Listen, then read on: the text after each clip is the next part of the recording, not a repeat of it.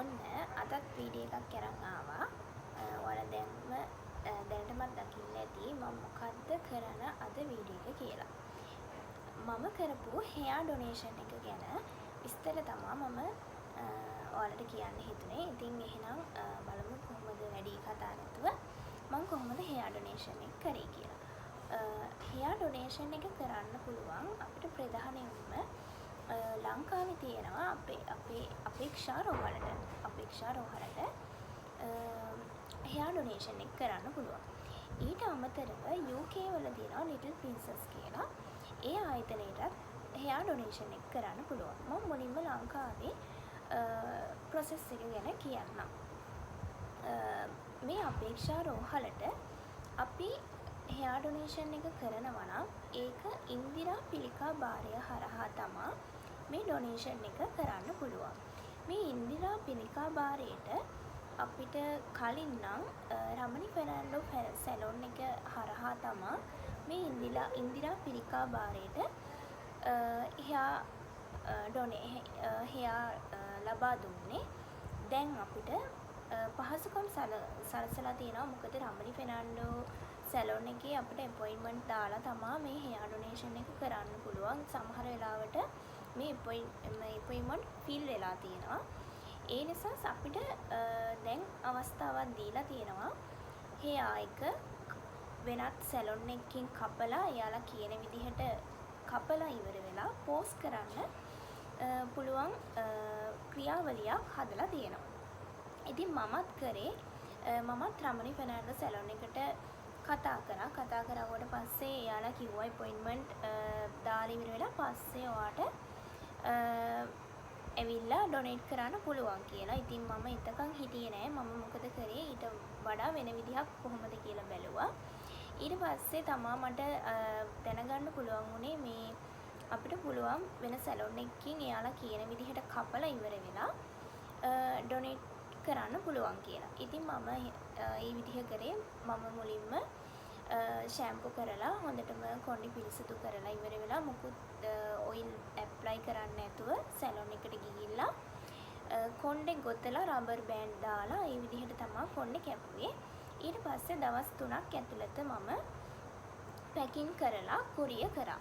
ඉතින් පෝස්ට් කරන්නත් පුළුවන්, එයාලගේ ඇඩ්‍රස් එකට කුරිය කරන්නත් පුළුවන්. මම හිතනවා කුරිය කරන එක තමයි සේෆ්. මොකද ඒක කෙලින්ම දැන් පෝස්ට් කරපුවාම ටිකක් දවස් යනවා.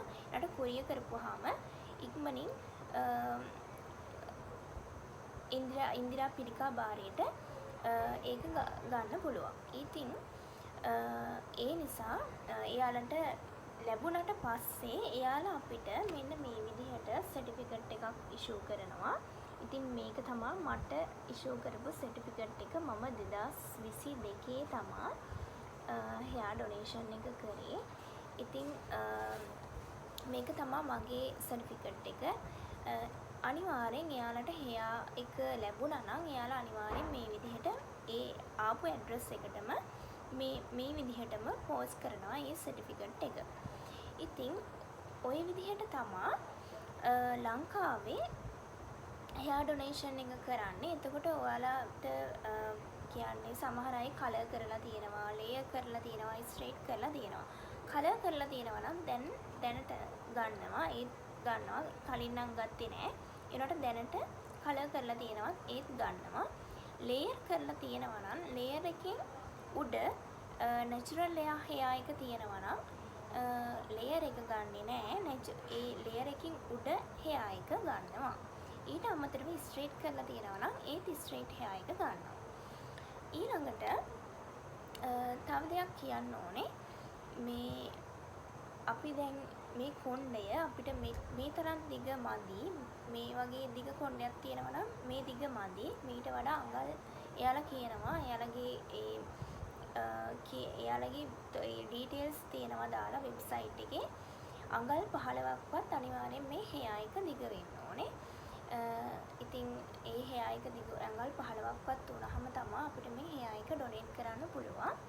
ඊට අමතරව ඔයාලා මේ hair එක ඩොනේට් කරන්න කලින් ඉන්දිරා පිළිකා භාරයට කෝල් එකක් අනිවාර්යෙන් අරන් එයා ඩොනේෂන් ගන්නවද නැද්ද කියලා අහලා ඉවර වෙලා මේ ඩොනේට් එක කරන්න. මොකද නැත්තම් අපරාධේ ඔයාලගේ කොණ්ඩේ කපලා එයාලා එයාලා ගත්තේ නැති වුණොත් අපරාධේ ඔයාලා නිකන් කොණ්ඩේ කපලා. ඒ අනික තව දෙයක් කලින් නම් කියනවා මේ හෙයා එක ඩොනේට් කරලා දවස් 3ක් ඇතුළත ඉක්මනින් එවන්න කියලා. මොකද හෙයා එක මැරෙනවා කියලා. මම හරියට ඒක ඇත්ත නැත්ත දන්නේ නැහැ. ඉතින් ඔයාලා හෙයා එක කපලා ඉක්මනින් පුළුවන් තරම් යවන්න පුළුවන් නම් ඉතින් හොඳයි. ඊට පස්සේ ඔය ලංකාවේ ඩොනේෂන් ගන්න හෙයා ඩොනේෂන් ගන්න එක විදියක්. ඊට අමතරව අපිට පුළුවන් UK ලිටල් ප්‍රින්සස් ආයතනයේට මේ ඩොනේෂන් එක කරන්න. මේ ලිටල් ප්‍රින්සස් ආයතනයේ වෙබ්සයිට් එකට ගිහිල්ලා ඉවර වෙලා මෙයාලගේ ෆෝම් එකක් තියෙනවා. මේ ෆෝම් එක ෆිල් කරවුවට පස්සේ ඊමේල් එකට ඔයාලගේ ඊමේල් එකට එවනවා. ඒ ඊමේල් එකේ ෆෝම් එක පුරවලා ඉවර වෙලා ඔයාට පුළුවන් ඒ ෆෝම් එකත් එක්ක UK වලට ඔයාලගේ හෙයා එක ඩොනේට් කරලා යවන්න. මීට අමතරව සමහර අයට මේ ෆෝම් එක ෆිල් කරවුවට පස්සේ එයාලා ඉන්න තැනට පාර්සල් එකක් එවනවා ලිටල් ප්‍රින්සස් ආයතනයේ. එහෙමත් කරනවා. සමහර වෙලාවට මේ ඊමේල් එකට තමයි ගොඩක්ම මෙයාලා මේ එවන්නේ.